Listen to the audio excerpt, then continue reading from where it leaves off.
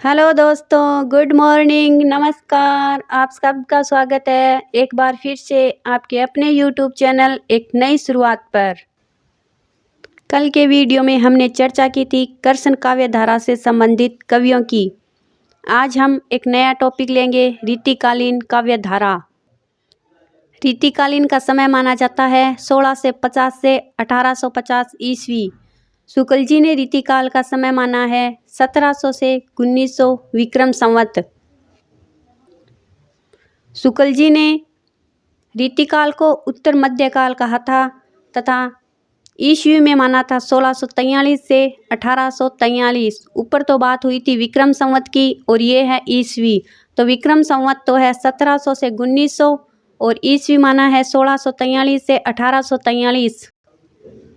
आगे हम देखेंगे रीतिकाल के लिए जो प्रमुख कवियों ने नाम दिए हैं। तो रीतिकाल को अलंकृत काल कहा है मिस्र बंधुओं ने। रीतिकाल को श्रृंगार काल कहा था विश्वनाथ प्रसाद ने।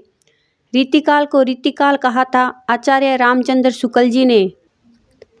वैसे तो रीतिकाल का प्रारंभ चिंतामणि कृत रसविलास से और मतीराम कृत रसराज से माना जाता है, लेकिन पर अलग अलग कवियों द्वारा इसका टाइम पीरियड और इसकी रचना अलग अलग मानी गई है, जिसकी चर्चा करेंगे। रीतिकाल के प्रवर्तक माने जाते हैं केशवदास जी और रीतिकाल के प्रवर्तक शुक्ल के अनुसार है चिंतामणि। शुक्ल ने रीतिकाल के प्रवर्तक माने हैं चिंतामणि को। रीति संप्रदाय के प्रवर्तक है आचार्य वामन। तो ध्यान में रखना, रीति संप्रदाय पूछे तब तो लिखना वामन और रीति काल पूछे तब है केशवदास जी। प्रथम रीति ग्रंथ माना गया है 1541 ईस्वी का हित तरंगिणी कृपाराम जी का और शुक्ल जी ने प्रथम रीति ग्रंथ माना है रसविलास चिंतामणि का। नेक्स्ट है रीतिकाल का वर्गीकरण। रीतिकाल का वर्गीकरण रीति को आधार मानकर किया गया है, जो है रीतिबद्ध, रीति मुक्त, रीति सिद्ध। रीतिबंध में वे कवि आते हैं जो रीति के बंधन से बंधे हुए हैं। रीति मुक्त में वे कवि आते हैं जो रीति के बंधन से पूर्णतः मुक्त है।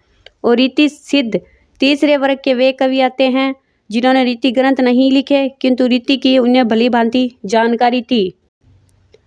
रीतिकालीन काव्य धारा को नगेंद्र जी ने 3 भागों में बांटा है, जो है रीतिकालीन मुक्तक काव्य, रीतिकालीन प्रबंधक काव्य और रीतिकालीन नाटक काव्य। अब हम आगे चर्चा करेंगे रीतिकालीन काव्य धारा से संबंधित प्रमुख कवियों की, जिसमें सबसे पहले हम लेंगे रीतिबद्ध कवि। रीतिबद्ध कवि में सबसे पहले हम पढ़ेंगे केशवदास जी को। केशवदास जी का जन्म माना जाता है 1555 ईस्वी। आचार्य रामचंद्र शुक्ल जी ने समय विभाग की दृष्टि से केशवदास जी को भक्ति काल में स्थान दिया है। केशवदास जी को प्रमुख अलंकारवादी कवि माना जाता है। केशवदास जी की प्रमुख पंक्ति है भूषण बिंदु न विराजिए कविता बनिता मीत। केशवदास जी ने विवाद आदि 2 नए संचारी भाव दिए थे। शुक्ल जी का मानना है कि कवि केशवदास जी को कवि हृदय नहीं मिला था। प्रबंध रचना के योग्य न तो केशवदास जी में शक्ति थी और न ही अनुभूति। ये पंक्ति है केशवदास जी के लिए आचार्य रामचंद्र शुक्ल जी की। केशवदास जी की रचनाओं के लिए आचार्य रामचंद्र शुक्ल जी का कहना है कि सूर और तुलसीदास जी जैसी तन्मयता उनकी रचनाओं में नहीं मिलती है। आगे हम देखेंगे केशवदास जी की प्रमुख रचनाएं।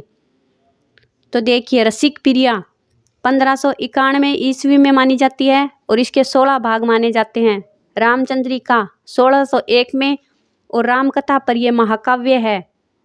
कवि प्रिया भी 1601 में, रतन बावनी 1607 में, वीर देव सी चरित्र 1607 में, विज्ञान गीता 1607 में जो एक आध्यात्मिक ग्रंथ माना जाता है, जहांगीर जस चंद्रिका 1612 में।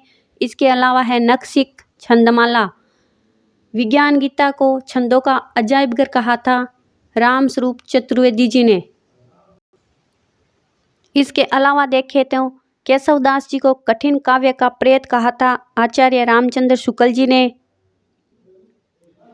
इसके अलावा शुक्ल जी का मानना है कि केशवदास जी को कवि हृदय नहीं मिला था, उनकी रचनाओं में सहृदयता और भावुकता नहीं थी। थैंक यू, धन्यवाद। आगे की चर्चा करेंगे नेक्स्ट क्लास में।